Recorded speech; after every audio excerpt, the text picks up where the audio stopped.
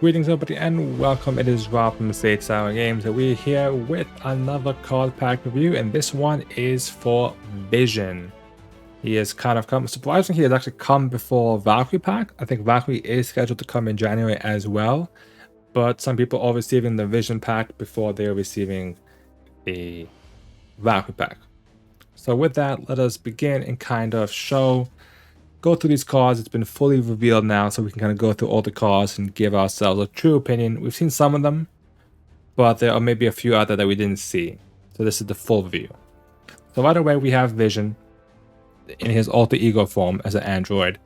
3 recovery, 11 health, only a 5 hand size.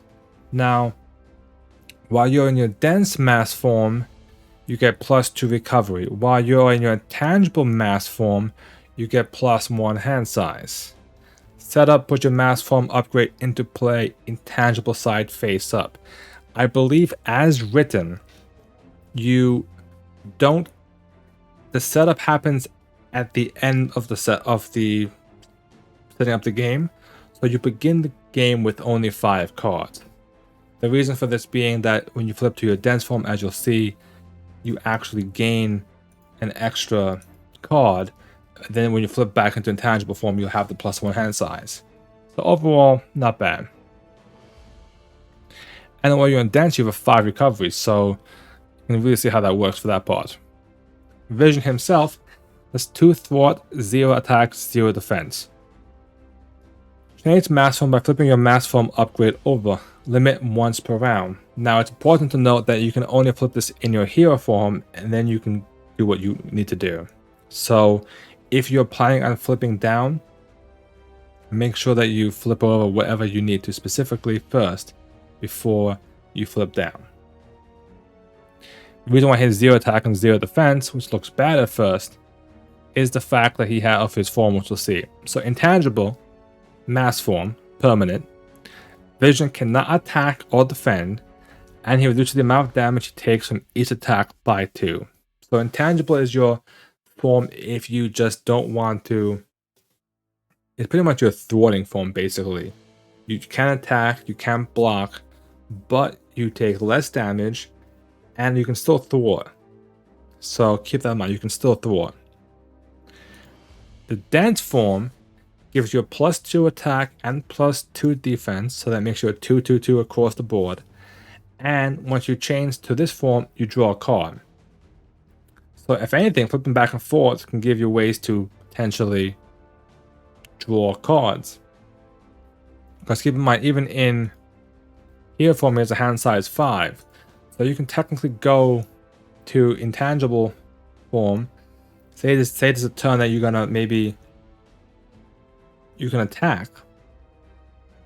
Right? You do your attacks for the turn. You flip to intangible when it comes at the end of your turn. That way you can essentially take the hit. Next turn, maybe do some thwarting, and then flip to dense form to draw a card or potentially attack. So there's lots of that back and forth combos going on here. Vivian, who I believe based on the flavor text, as you can see, is the, I guess, daughter of Vision. Also a champion. We've had a few champions lately. 2 cost ally, 1 thwart, 1 attack, 2 threat, 2 health, sorry. And while you're in tangible form, she gains a +2 thwart. While you're in dense form, she gains +2 attack. So she's either a 3 thwart or a 3 attack for 2, depending on what form you're on. That's really good. Just having 2 for 3 plus a block is a solid value, and this is a pretty good ally. Cheap, effective, nice. Whoa. 616 Hickory Branch Lane is, I guess his house. It's a 1 cost support. Alter ego action, exhaust this card, search your deck, and this card for an android ally and add it to your hand. Now we do get quite a few androids. I think it's like 4 or 5 androids in this pack. There may be more androids. I don't know. We'll see. But if there are more, we hopefully will give this card more options to play. I'm assuming that we will see future androids in future packs. Solar Gem. Vision gains the aerial traits, 2 cost upgrade. exhaust to generate a wild resource. We've seen these cards time and time again. It's your resource card. Most people have something like it. And this one gives Vision aerial as well, so can't go wrong with that. Can play off all those different aerial cards that are out there. Vision's Cape. Now, Vision's Cape is a card I really want to talk about, and it's an important card to talk about. And that is because Vision's Cape is a +2 cost upgrade. While you're in dense mass form, you can retaliate 1, makes you good tanky. While you are in tangible mass form, you gain Stalwart. So if you have your cape and you flip into your intangible form, you take 2 less damage and you can't be stunned or confused. That's really powerful. This is also the first card I think that does give us Stalwart from the official. I know some people have made Stalwart as a community content, I believe, card, but this is the first official one that has done it. And it's nice that they made it where it's not a permanent thing. It's not like it's on the card and you have to flip to a specific form to do it. So you can't really abuse it. Like if you're in intangible form, you can't do any damage. But that also means you won't have to deal with that. This is also important because depending on the deck you're playing or who you're playing against, like say you're playing against Thanos and you see the Infinity Stones are out. So you know which Infinity Stone is going to trigger next. And because you can see what stone's being triggered, you can instead of being stunned, you can flip over to intangible form with the Stalwart cape and you just won't take it. Maybe you're playing with like the Beastie Boys encounter set from Hood that has a lot of stuns and confuses. This can help you kind of get around that as well. So really useful card to, in my opinion, to keep Vision super tanky. And the dense form is not bad either. Retaliate 1 allows them to get rid of any of those like drone minions and stuff like that. Density control. 1 cost upgrade. After you change mass form, discard this card. Add a Vision event from your discard pile to your hand. It is a superpower, so you can def focus it. And basically, it means you change your form, you get to fetch a card from your discard pile. It makes sense because there's probably going to be dense events and intangible events, so you probably want to get those back when you can. And we have 2 of those. Here we go. Solar Beam. 3 cost event. Attack superpower Thwart, so he's definitely a contender for Death Focus as a card that you need to use. Hero action. Attack. If Vision is in dense mass form, deal 7 damage. Hero action Thwart. If Vision is in intangible mass form, remove 5 threat from the scheme. So 3 for 7 or 3 for 5. Now, it's a bit tricky because obviously there's a lot of 3 for 8 cards floating around there. I think the reason why it's a bit less damage and I think maybe a bit less threat than normal for a 3 cost card is because it gives you the option. It's a 1 card that allows you to do either depending on what you want. And that versatility is what's kind of taking away a damage here and there from this card. Overall, that's a really powerful card. And I kind of like when they make these kind of cards. I feel like it allows the signature cards in this pool to kind of be more versatile. A lot of times we gain 2 or 3 attack cards, 2 or 3 thwart cards, and at that point you're halfway done with the signature cards. Kind of like Spectrum, really. Like Spectrum's a really cool hero to play, but the issue with Spectrum is once you get past all her cool cards, half the her pack is just an attack event, a defense event, and a thwart event. And it makes sense because that's what she's all about, the different forms. But after you get past like the exciting like different forms and stuff and all that stuff, it's kind of not many cool different things in there really. But still a solid card. And we gain 3 solar beams, so this is our bread and butter card. Super Dense Strike. Play only if you're in dense mass. Attack. Superpower. 2 cost to deal 5 damage and it gains piercing. Solid card. 2 for 5 is usually the standard for like a type of signature card that can deal damage. And it has piercing on top of that. So overall, it's a solid card. I mean, can't go wrong with it. And we gain 2 of those. Just Passing Through. Superpower, again. Thwart. 1 cost event. Remove 3 threat from a scheme. Ignoring Patrol and Crisis. Now this is a powerful card. It's a 1 for 3, yes. But it bypasses Patrol and Crisis. There's no special case for it, except you have to be in intangible mass. But this means if you have a Crisis icon come out, or one of those pesky like Patrol minions come out, and it stops you when you really need to clean that threat up, this card can get past it. And 3 threats a good amount for a 1 cost card. So I think that's a solid. This is a really good card in my opinion. Phase Disruptor. Now this card, when we saw it, was really interesting. A 2 cost event. Superpower as well, so I may be a broken record at this point, but it is a thing.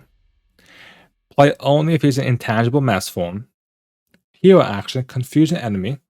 Get confused. Choose an attachment on that enemy with the text hero action or hero response and discard that attachment. Alright. Now, there's a few things to talk about with this one. 1, 2 for confused is really good. Can't go wrong with that.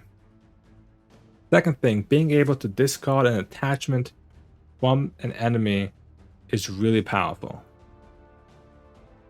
Now it does have to say hero action or hero response. So any of those specific cards that require you to remove an alter ego, those you can't get rid of. However, if it has a hero form, you can get rid of it. Now there are some, like I know Hela and like the Infinity Gauntlet, those have nothing on them. You have to just deal with it.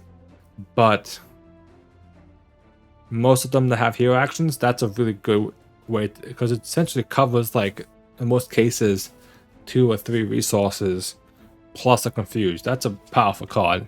So I didn't one of them in the deck, but it's really strong. And the last one is Mass Increase. 1 cost event, Superpower, Defense. Play if he's only in dense mass form. When Vision defends, so that means you have to defend. So you either have to block or you have to play a defense event. Prevent all damage from that attack. Stun the attacking enemy after that attack resolves. So they attack, you block.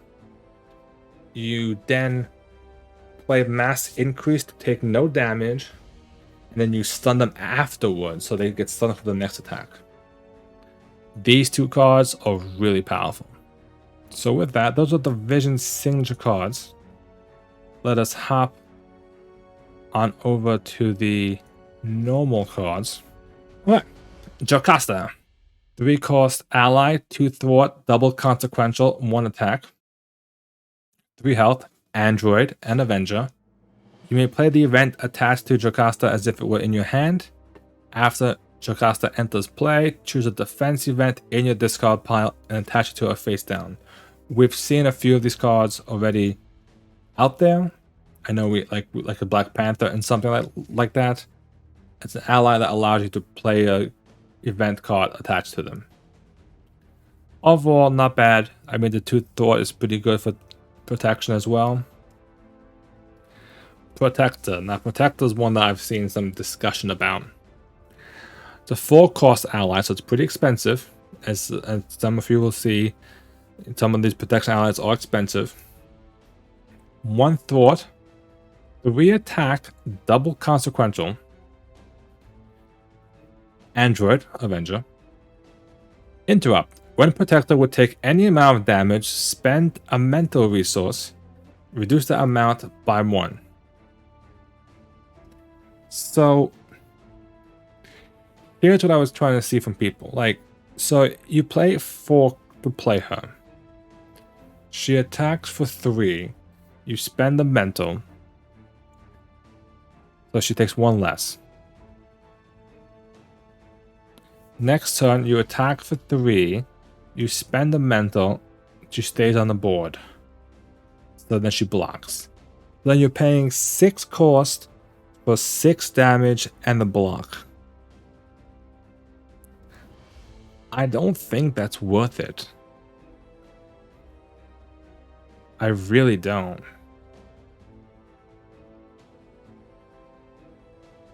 I hate to say it. I don't think that's worth it at all. And maybe if you have other cards that can kind of play off it, but really, it's just too much like resources put into this one card.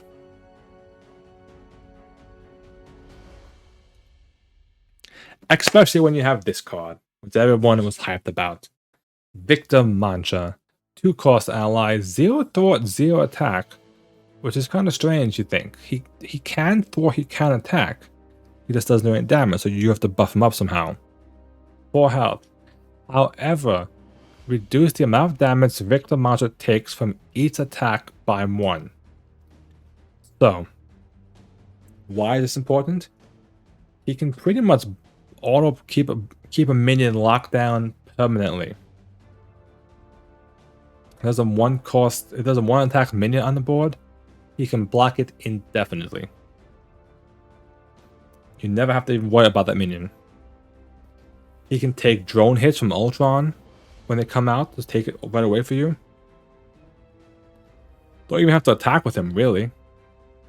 You can buff his stats up if you want, but other than that, he's the ultimate blocker in that sense. And even if he's not, he can still take 2-3 damage and take 1 less than that, so he can take a few hits. So he's a 2-cost ally that can take some really hits, which is good for protection. It's a really good card. Compare that to Protector, which she does do damage, yes, but is it worth it for the extra 2 resources plus the investment? Flow like water. 2-cost upgrade. Play under any player's control. Max 1 per player. After you play a defense card, deal 1 damage to the attacking enemy. This, I think, is going to be a really, really good card. And you're going to pay 1 per player, which kind of sucks. That's the rough part about it. But it makes protection players who play defense cards eke out more damage. Think about every time you play a defense card against a villain, it does 1 extra damage. That's worth it, in my opinion. Imagine backflipping. You know, Spider-Man backflip is a defense card, I believe. Deal 1 damage to the attacking enemy.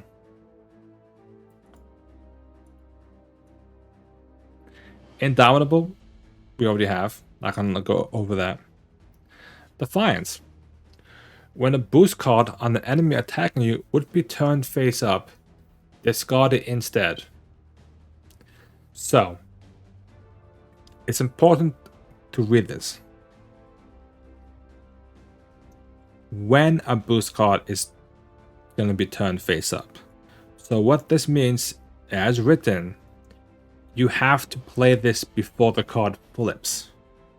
You can't see the card and then play Defiance. You have to Defiance it before you see it, so you don't know what it may be. Now, this is good because, especially when you have like Starhawk, you can maybe play the math a bit better. Or especially like if you're going for those like special like defense builds, like Never Back Down, Desperate Defense, where you kind of really want to make sure that your defense will cover the villain attack, and you're just not sure where the boost might be, this will be able to cover that. And then you can play this, and then it does 1 damage back if you have flow like water out there. So you can see that kind of combination working in that sense. Sidestep, we already have. Get behind me, we already have. Preservation, we already have. Alright. Machine Man, another android. One that was also talked about quite a bit. 2-cost ally, 1 thwart, 1 attack, 3 health. When he attacks or thwarts, spend up to 3 resources of any type. Gets +1 to both stats for each resource. So basically, you play him for 2, and then he can, say you spend 3 more resources for him. That will put him up to being able to do 4 thwart or 4 attack for 5. Next turn, you spend 3 more resources on him, and he does 1/3. He does another extra damage. Is he? I've seen some people really like this card. Personally, I'm okay on it. It is an android. I think what makes this card really good is he's kind of like the garbage man in the sense that he'll clean up all the cards that you may have in your discard in your hand. Like those leftover cards, you can kind of just feed them to him as extra thought, extra attack. I don't know if I would build for him specifically though. Just, I don't know, maybe I'm missing something with this card, but it just doesn't hit me like some of the other cards. Manager's Mansion, we already have. Reboot. Ready a friendly android character and heal 1 damage from it. That's a good card. You know why this is a good card? Because of the android pictured on the card itself. Vivian. Vivian, remember, gets a plus is a 3 thwart or 3 attack depending on what form you're in. So you play Vivian, she attacks for 3. You heal her, ready her, she attacks for 3 more. And she blocks. So 3 for 6 and a block is pretty good.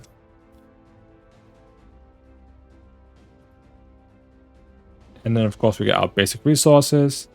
The aggression card in this pack is Assault Training. Max 2 per deck, uses 2 training counters. Exhaust it to choose an aggression event in this pile and shuffle it into your deck. It's good. I'm still on the side about these kind of cards.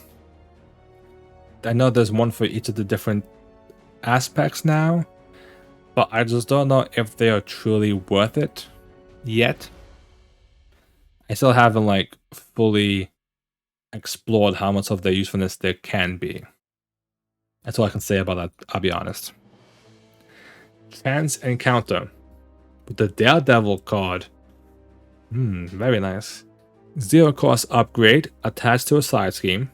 Max 1 per scheme. When an attached side scheme is defeated, search your deck and discard power for an ally and add it to your hand. Shuffle your deck. That's interesting. Can we talk about, hold on, I need to zoom. Can I zoom in for this? Is it just me? By me zooming in, actually. Okay, whatever. I was gonna try to zoom in, it didn't work. But does this truck look like a Moe's Southwestern Grill truck? Like, I'm pretty sure that the Moe's logo is exactly like that. It's a bit more oval. But other than that, it's basically almost the same thing. So apparently Moe's is secretly smuggling something bad because there's trouble afoot. Anyway.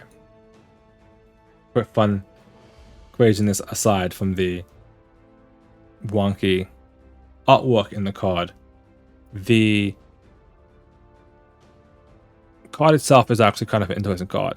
I'm trying to figure out if it's worth it I guess it depends on how you play. Like, I'm trying to think if any Justice allies come at me right away is like, this is a really good Justice ally to pull it out in my hand. Coulson, maybe. Jessica could be useful, I guess.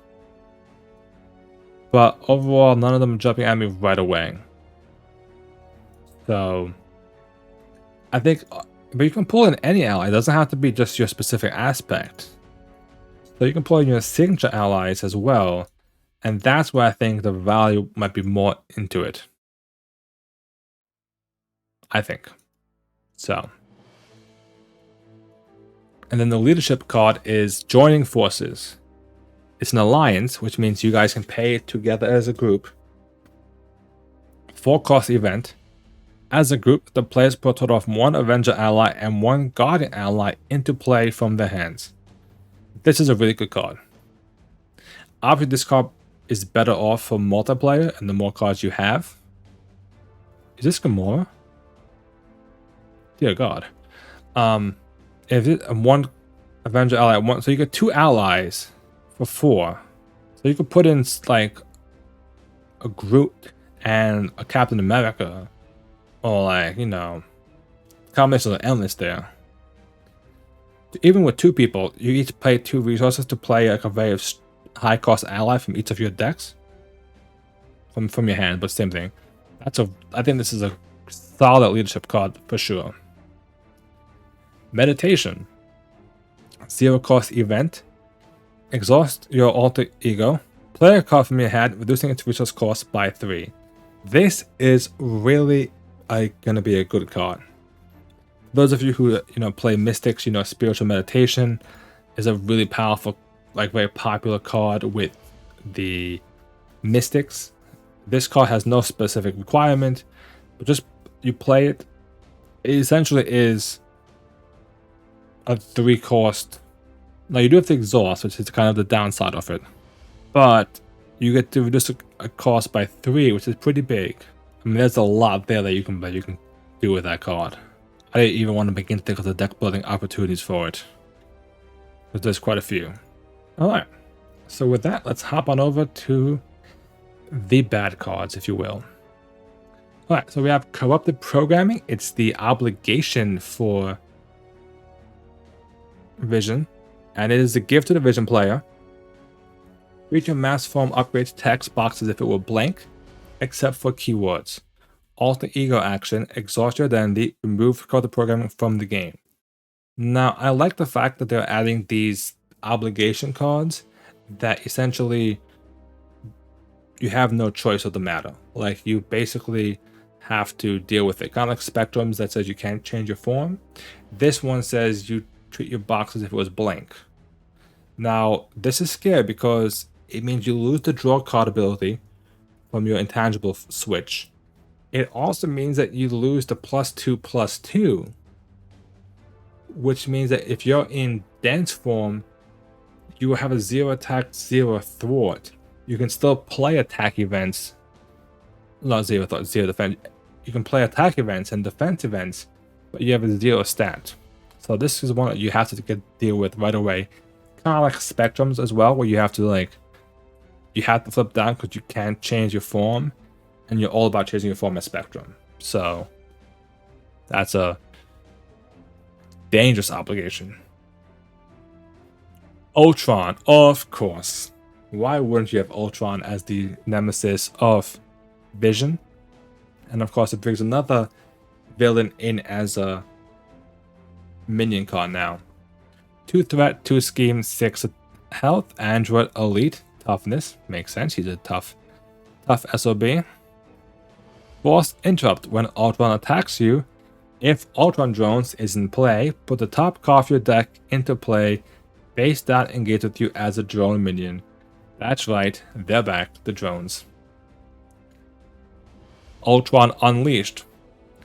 Search the encounter deck, discard pile, and set aside area for Ultron drones and put it into play. Shuffle the encounter deck. Each player puts the top card of their deck into play, face down, engage with them as a drone minion. So this card spits out a drone. Whenever he attacks, he spits out another drone. Alter Drone. Each face-down drone minion engaged with you has to play as a base scheme of 1, base attack of 1, and the base hit points of 1. So this basically is an environment that it's the same one kind of that we have in the Ultron villain encounter. After face-down drone minion defeated, place a card in the owner's discard pile. So that means the drones will just be out there. And then you have Relentless Android. If Ultron Drones is in play, put the top 2 cards of your deck into play face down, engage with you as drone minions. Otherwise, discard 2 random cards from your hand. So, you either lose 2 cards, or you get 2 drones. Now, what I don't understand, and I'm gonna be curious for those of you who like to correct issues and kind of help me on the matter. You can help me down in the comment section for this specific part. What gets rid of Ultron drones? So my understanding... Okay, so there's a lot that's going on here, actually. Okay, so this is the one that we got to figure out. If Ultron comes in through not Shadows of the Past, his ability doesn't do anything, because Ultron drones won't be in play. So that's good. That means he's just a 2/2/6 basically at that point. However, if Shadows of the Past does trigger, he has a 2 scheme. He comes in, the side scheme comes in, which puts Ultron drones into play. Now, as far as I know, I don't think anything replaces Ultron drones in terms of like actual... Like, how do you get rid of Ultron drones as a card? I guess the only thing I can think of, I had to double check the wording specifically for this, because this is the part that kind of confused me a bit here, is in the Absorbing Man main scheme, he does have a when an environment enters play, discard each other environment card in play. So I guess technically Ultron drones would interfere with Absorbing Man's once, and then therefore if you were to draw one of Absorbing Man's environments, it would discard Ultron drones if you happen to be playing Vision against Absorbing Man. I believe that may be the only way this card that comes into play. If anybody else knows, I'll be sure to please let me know. I want to know about that. But other than that, that is Vision in a nutshell. So, what do we think about our favorite android? I think it's an interesting way to play him. I like the fact that we have some powerful event cards like Solar Beam. We have some of those very powerful cards. So he has good cards. There's definitely... You can't say anything wrong about that. His cards are powerful, they're strong, they're useful. His Nemesis set, like we just talked about, isn't that terrible either, I guess. I mean, it just makes drones. So that's kind of an endless amount of drones, technically, that could come out. But, overall, not bad. I think the only part that I would have to do kind of like pick at, if I had to pick at something, is there's a lot of his pack, and I talked about this a bit in the preview that I made and posted, that the android, I hope we get more androids, because outside of Vivian and like Victor Mancha, none of the other android allies really jumped out at me. Protector wasn't that great. Machine Man's not that great either, in my opinion. So I'm hoping that we gain some aggression androids, some justice androids, some leadership androids, and then by getting more of those androids, it allows Vision to play more of his, makes him more versatile. Because at this point, if you play those other aspects, your options are like Machine Man and Vivian, I think, for like 616 Hickory Branch or Reboot cards. So I think that's the part I have to ding him on. Solar Beam is really good though. The fact that he can kind of obliterate cards and he has Stalwart. So Stalwart, phase disruption, mass increase. He has a stun in his deck, he has a confuse in his deck, and he has a way to get rid of attachments. So I think it's really, really good in that sense. Compared to like Valkyrie, which I know some people have already have gotten Valkyrie in their hands, have talked about not being that so much thrilled about. I know I've seen some comments on my YouTube video saying that Valkyrie is a bit underwhelming, to say the least. So that's so, but I think that I think Vision might come across a bit better than Valkyrie. That being said, let me know down in the comments. And be sure to subscribe for more Marvel Champions content, tabletop content, and of course, more board game content. Thank you guys for watching.